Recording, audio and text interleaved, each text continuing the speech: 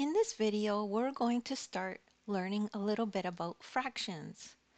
So if we have a problem like this one that says, which figure shows thirds?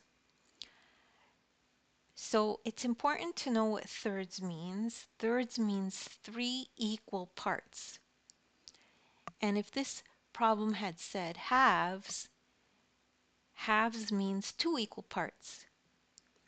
If it had said fourths, fourths means 4 equal parts.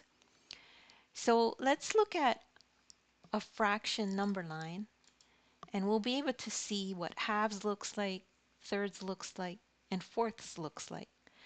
So on this number line we could see this is halves. So this is split into 2 equal parts. For thirds, the line is split into 3 equal parts. And for fourths, this looks like it's split into 4 equal parts. So to answer the question, which figure shows thirds? This one shows 3 exact equal parts. So this is the one. This one here shows it in exactly 4 equal parts. So this one is actually fourths.